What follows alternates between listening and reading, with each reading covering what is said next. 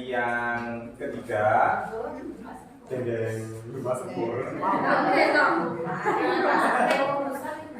Ya, materi yang ketiga ini adalah tema utama kita belajar di modul 1.4, yaitu tentang posisi kontrol dan restitusi. Kalau tadi yang di awal-awal ada teori kontrol, sekarang posisi kita seperti apa sih biasanya? Nah, oleh karenanya hari ini Pak Hari akan menyampaikannya secara lebih komplit, lebih jelas, lebih detail tentang posisi kontrol dan restitusi. Kita sambut sekalian Pak Haryono Warsito.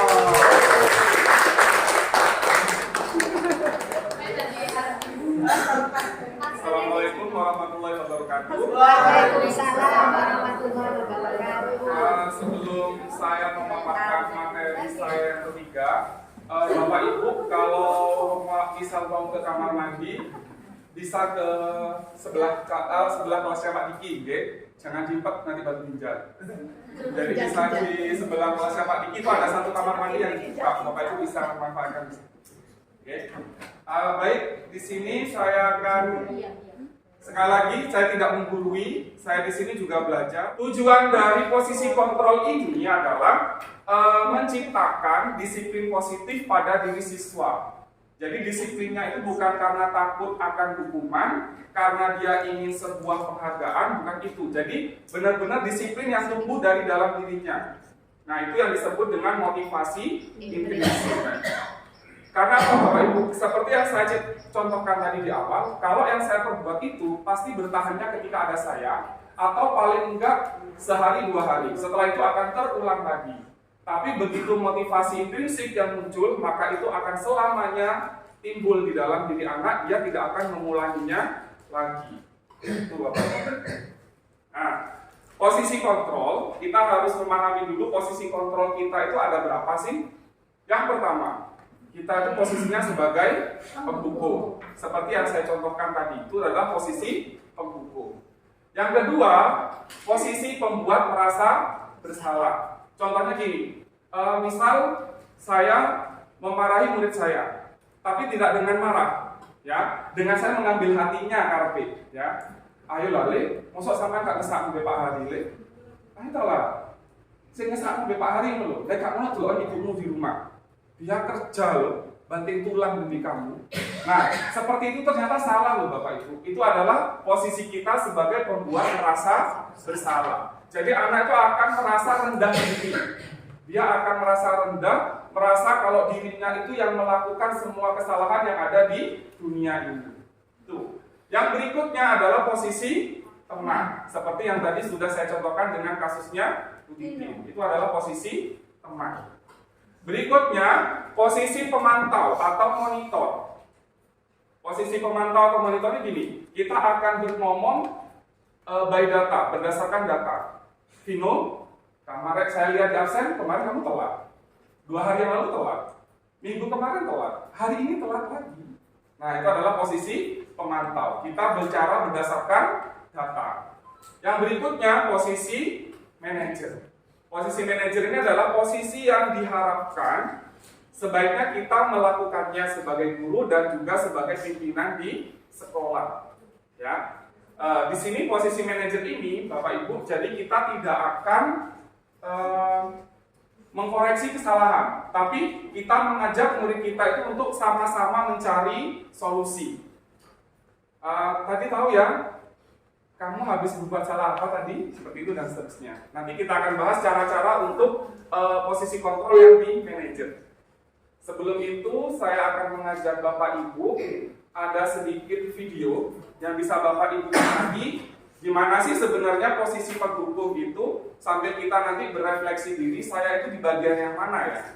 Seperti itu ya Bapak Ibu. Sebentar. Ya,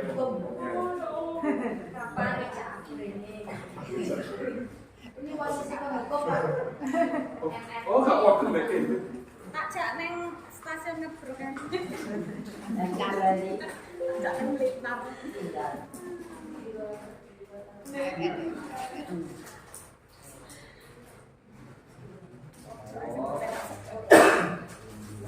Baik, aja sambil nonton video. Wah, begitu sih. Ah, persis tuh. Sini kamu. Masukkan nih. Masukkan ini. Kamu terlambat. Kamu deh pasti terlambat. Apa? Apa coba? Alasan kamu apa lagi? Kapan sih kamu tidak terlambat? Malas sekali ya kamu jadi anak. Dasar pemalas. Gak kapok-kapok sih kamu. Sudah berapa kali terlambat? Sana, kamu keliling lapangan basket 2 kali. Lagi lah buktinya ceritanya. Kenapa? Kamu melawan ibu.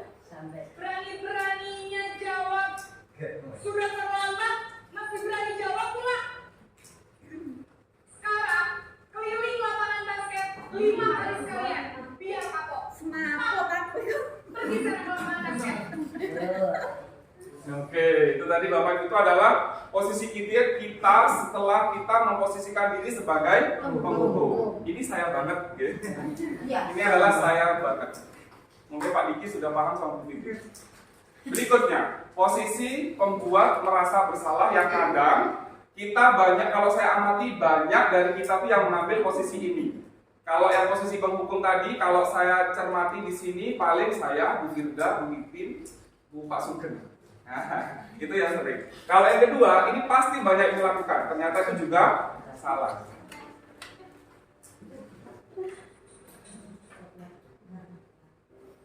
Gimana? Ya, videonya satu jenis. Ya gimana?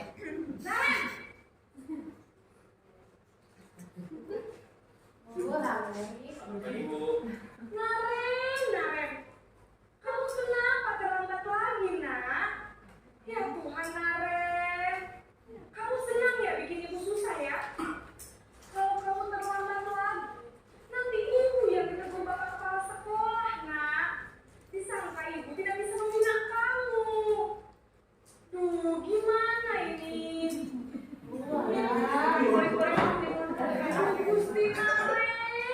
Gusti Naren. Kamu suka ya kalau ibu ditegur bapak kepala sekolah?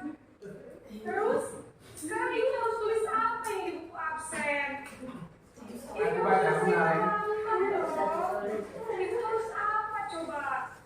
Maaf Bu, maaf sekali. Ya sudah, lain kali jangan bikin ibu susah lagi ya nak ya. Ibu tidak akan kuat lagi kalau kamu begini terus.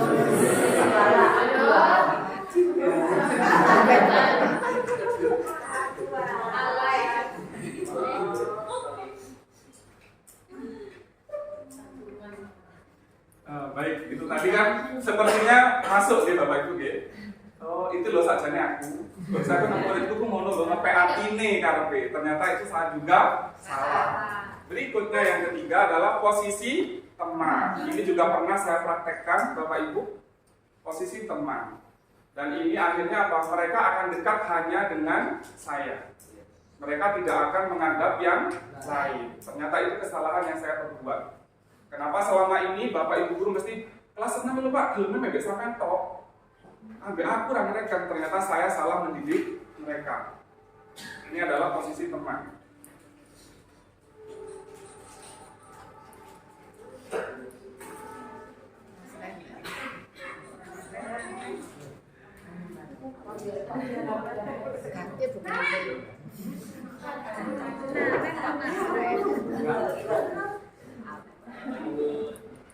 Wah, sudah jam berapa ini nak? Kapan lagi ya sayang? Kata sayang kira Kamu malah menyalahkan ibu kamu. Kamu bukannya anak yang larinya paling kencang. Kok terlambat sih? Iya Bu, saya memang kalau kamu tadi, jadi biar bisa lari kencang, gak kejar Bu. Ya sudah salah. Nanti lain kali larinya lebih kencang lagi ya. Biar gak terlambat lagi. Bikin senang ibu. Demi ibu. Ah, itu Iya, Pak. Ada saja. Pak, itu kok udah tahan. Demi Pak. Sedikit Ya enggak sebagai itu. Bayangin, demi Bapak. Ini Bapak Ibu, disinilah suatu kesalahan juga, jujur pernah saya lakukan, dan akhirnya mereka ketika sudah tidak bersama saya, akhirnya dia merasa guru yang barunya itu tidak enak. Ternyata kesalahan saya dalam mendidik mereka dengan saya memposisikan sebagai teman. Jadi mungkin Bapak Ibu juga pernah melakukan ini ya. Kalau yang pernah saya amati, mungkin saya pernah dulu kalau melihat saya terekspresi apa ya, termotivasi dengan caranya Bu Diva kalau ngajak ngomong sama muridnya, ayo nak kesini gitu ya. Saya juga ikut, tapi ternyata itu adalah sebuah kesalahan. Gak apa-apa Bapak Ibu, kesalahan yang belum kita pelajari memang. Saya aja salah terus kok. Yang berikutnya, nah ini posisi pemantau. Naren mana Bapak Ibu? Selalu naren. Nah,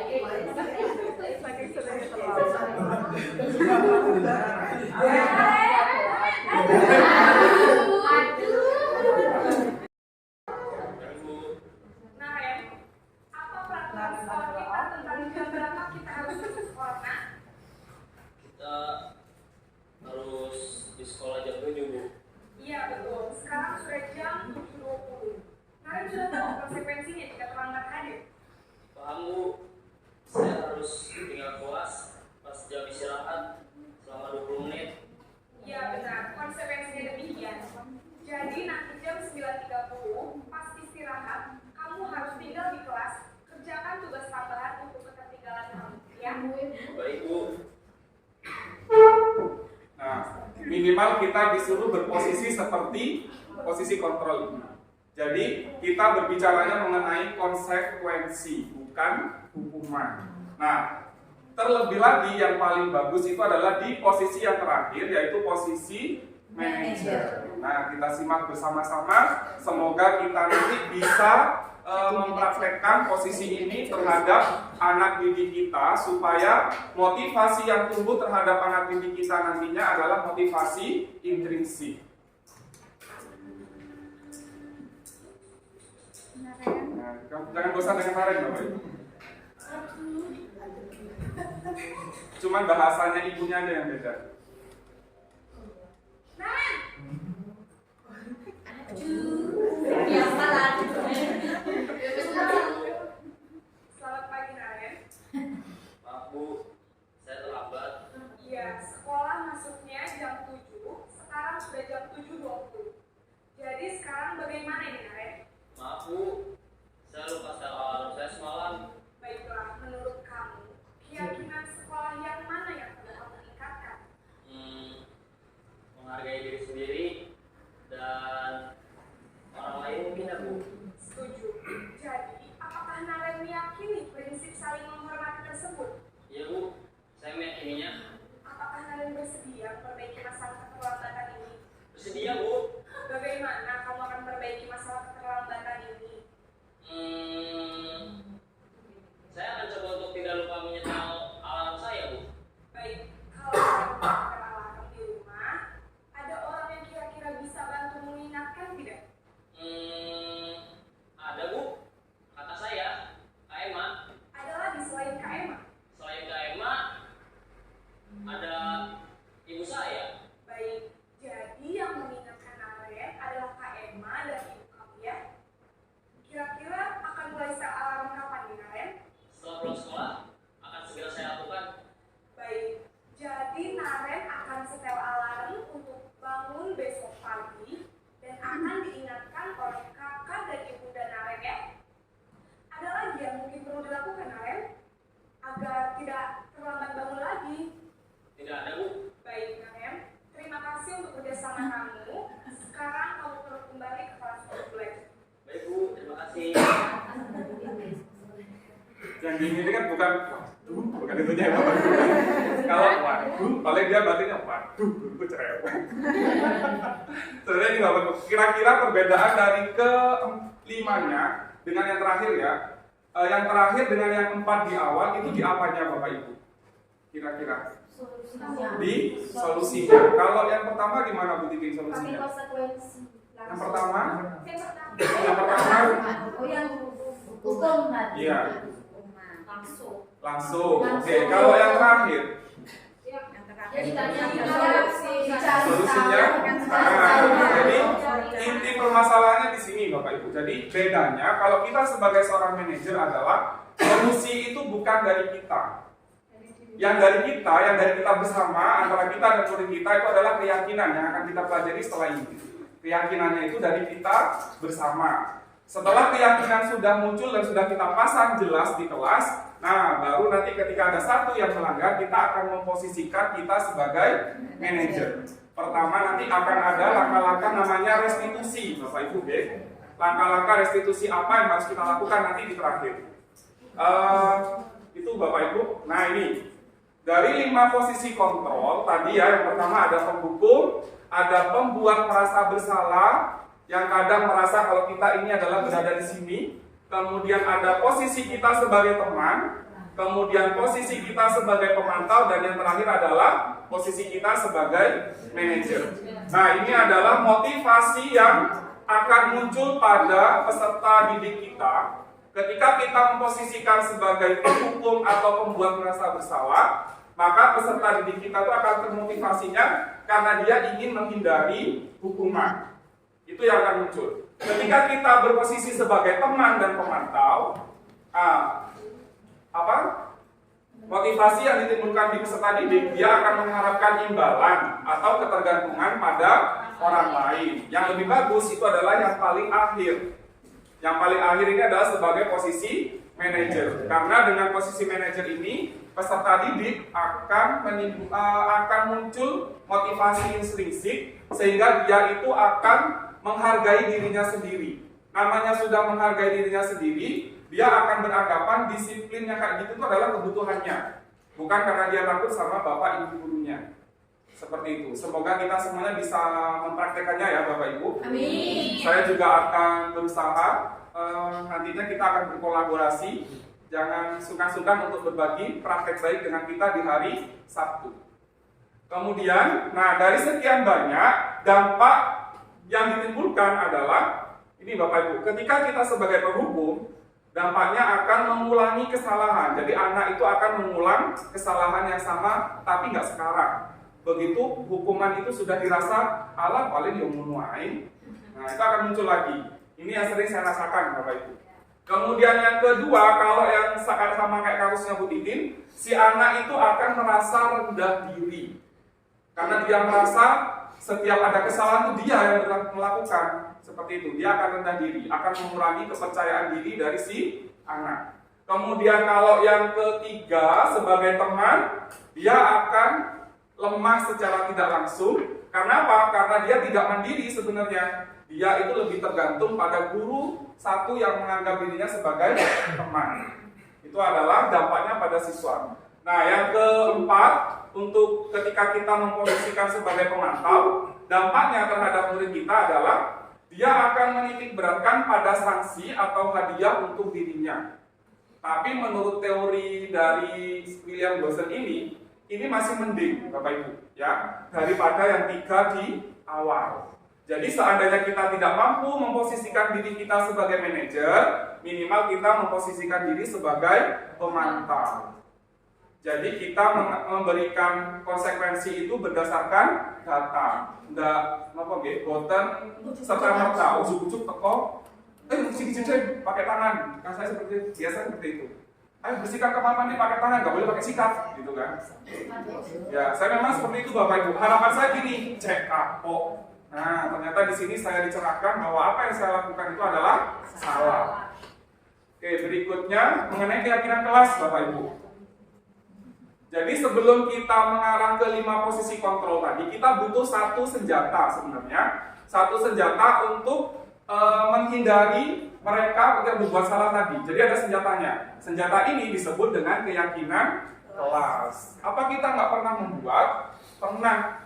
Dulunya tapi namanya bukan keyakinan kelas. Ya. Oke. Untuk apa keyakinan kelas ini? Nah ini Bapak Ibu, ada sedikit pertanyaan. Mengapa keyakinan kelas? Mengapa tidak peraturan kelas saja? Nah, sekarang saya ajak merenung Bapak Ibu.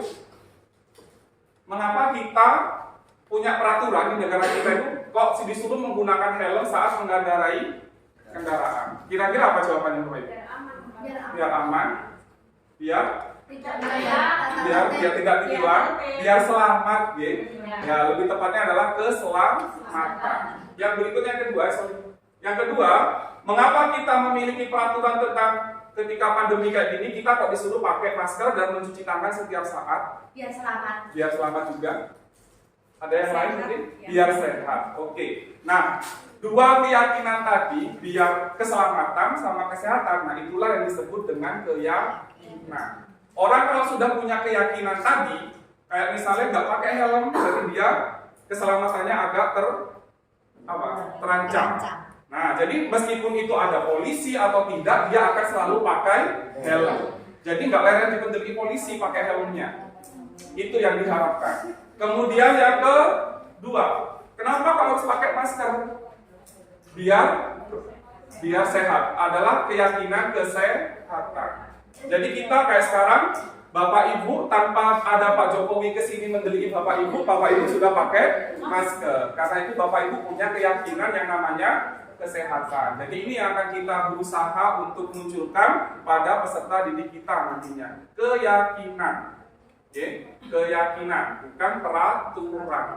Kalau misalnya kita ingat peraturan, misalnya nggak gawe helm itu ditilang. Tapi menghafalkannya kan agak panjang. Tapi kalau udah demi keselamatan, kan lebih enak ingatnya. Nah, itu yang disebut dengan keyakinan. Oke, jadi apa tujuan dari keyakinan kelas ini? Yaitu sebagai motivasi intrinsik. Motivasi yang nantinya itu akan otomatis timbul dari diri kita sendiri tanpa dipengaruhi oleh orang lain. Berikutnya, nah keyakinan kelas sifatnya abstrak Bapak Ibu, tidak terlalu rinci dan konkret seperti yang sudah kita buat sekarang. Kalau saya sekarang buatnya tuh rinci, datang harus jam 6.25, nah itu terlalu panjang. Nanti kita coba mengulik bagaimana sih merubah peraturan kelas menjadi keyakinan kelas. Yang berikutnya, keyakinan kelas itu berupa pernyataan-pernyataan universal, kayak yang tadi Pak Sehu bilang.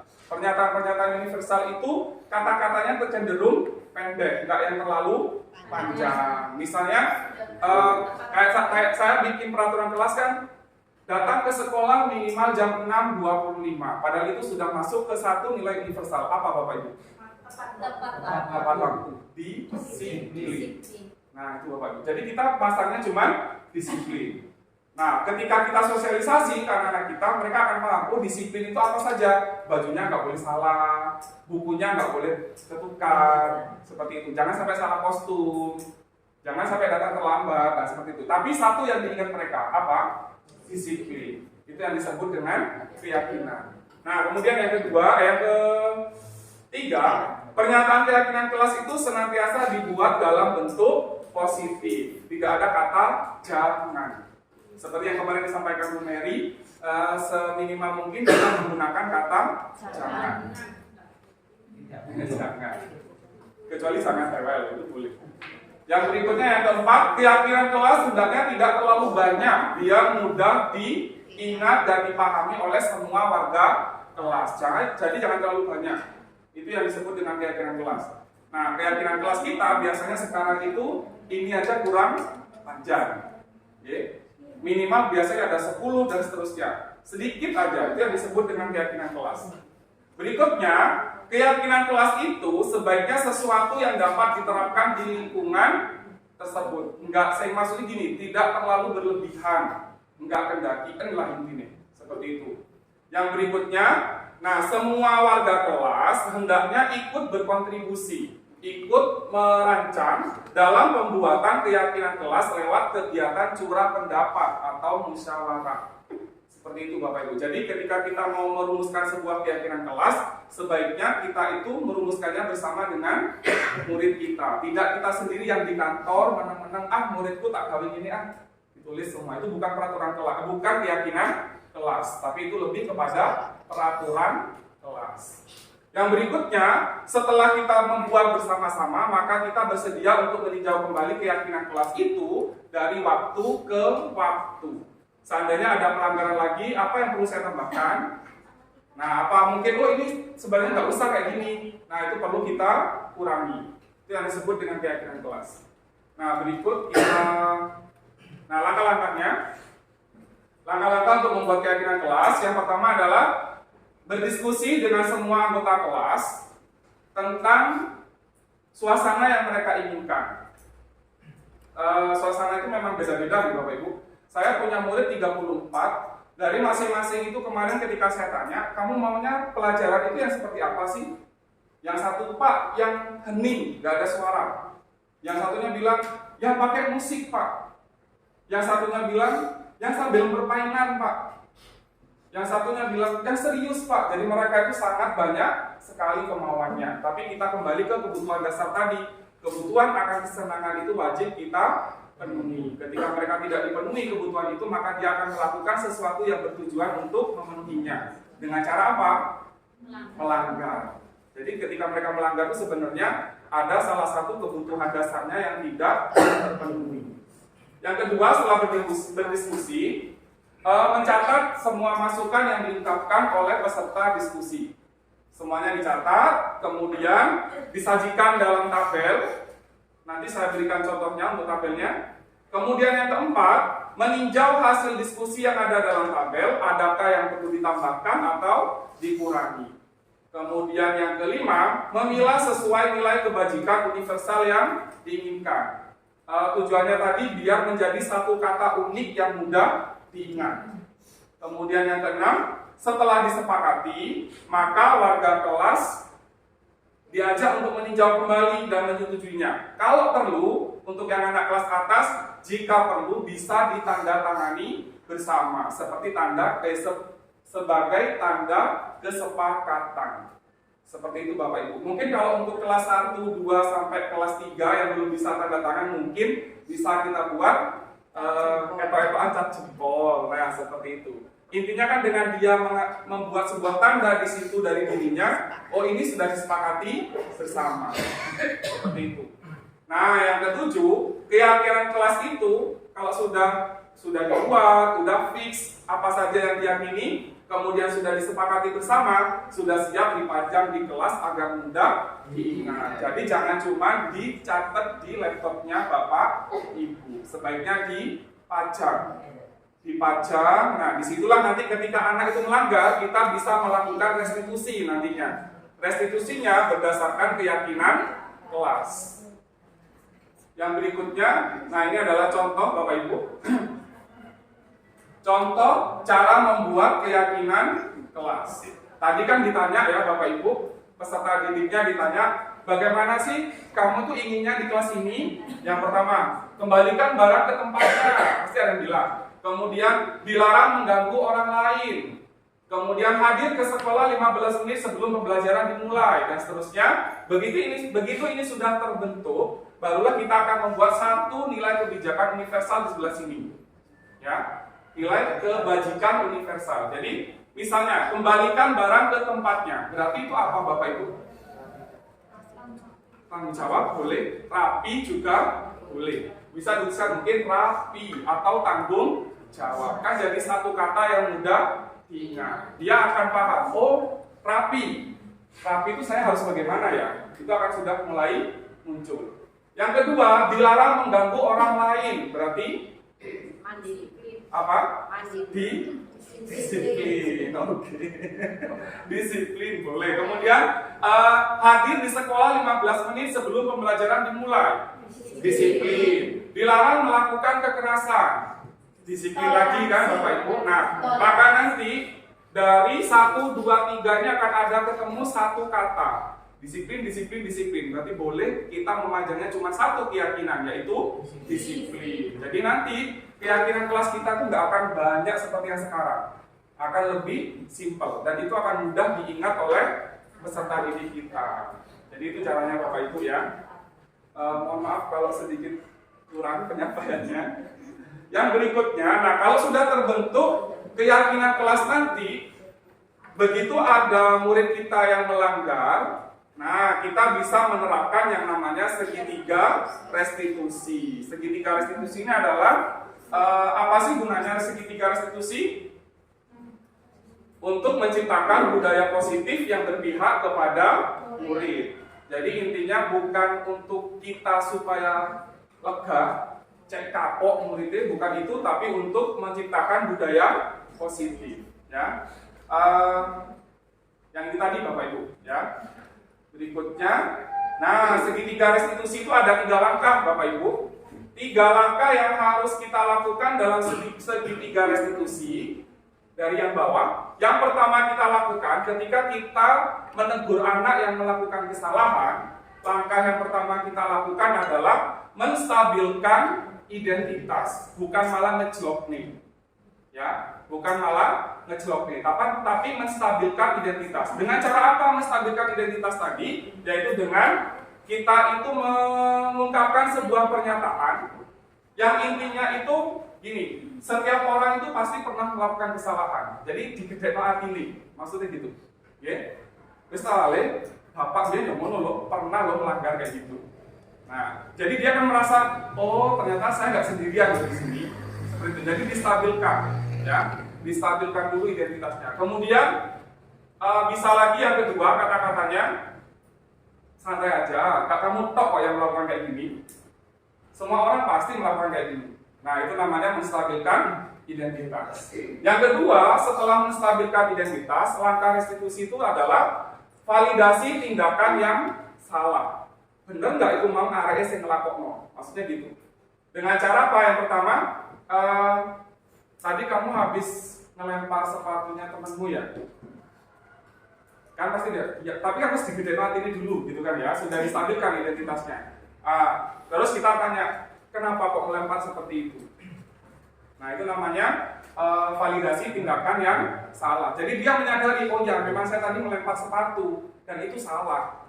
Tapi setelah dia identitasnya sudah stabil, bukan dibalik Bapak Ibu ya, bukan di awal yang ini yang kita lakukan. Kan biasanya kita itu secara tidak langsung kita praktek sebenarnya segitiga restitusi ini cuma dibalik. Begitu ada yang salah, kamu tadi ya yang lempar sepatu ya. Jadi langsung dijelok notisik, bukan disestabilkan identitasnya. Seperti itu. Nah, kemudian dia akan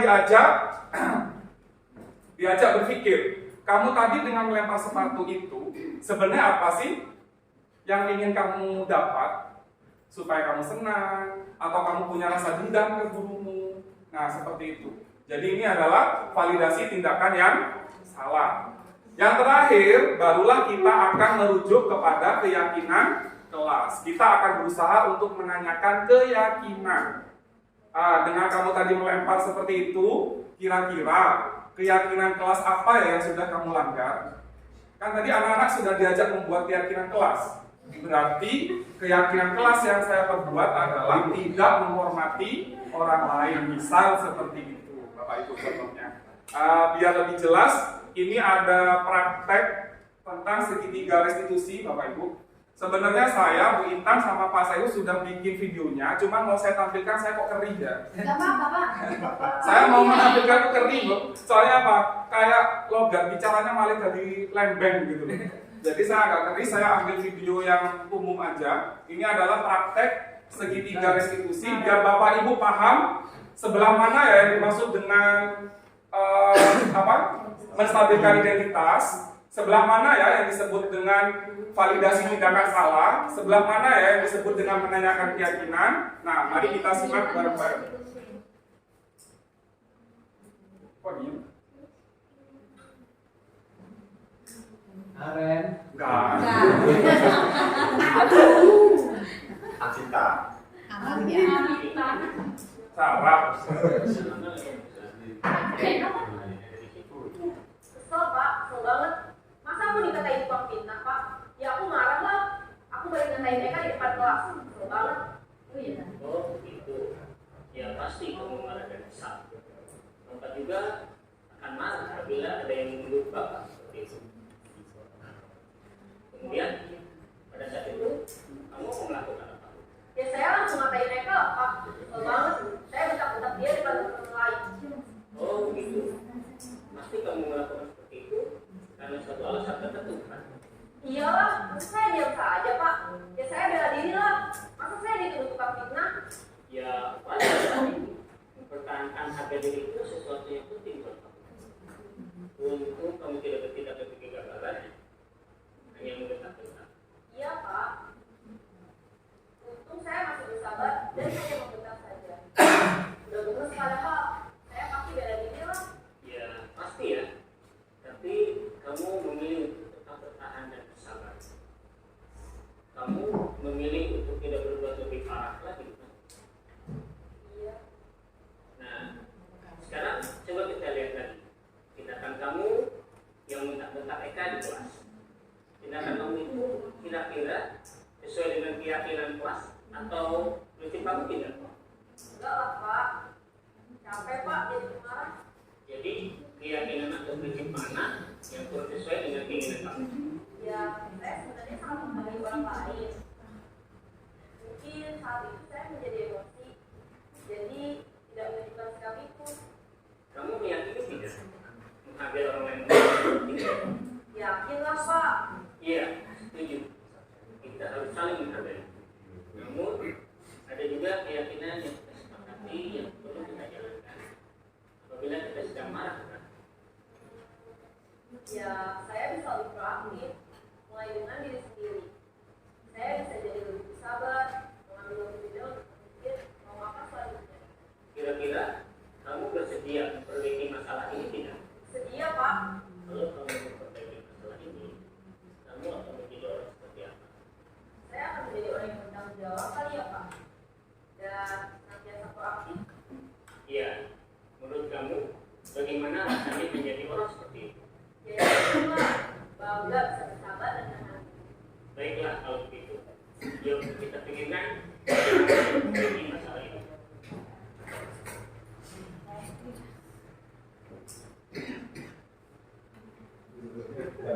Oke, jadi inti dari segitiga restitusi itu, Bapak Ibu, kita tidak menyalahkan, tapi kita mendukung. Cuma di tengah-tengah kita bikin sebuah penguatan karakter. Jadi intinya di situ, Bapak Ibu. Itu 3 materi yang saya sampaikan. Saya tidak banyak bicara di sini. Saya lebih banyak nonton videonya, karena kalau kita nonton contoh kayaknya lebih mengena daripada saya harus ngomong langkahnya yang 1, 2, 3 dan seterusnya.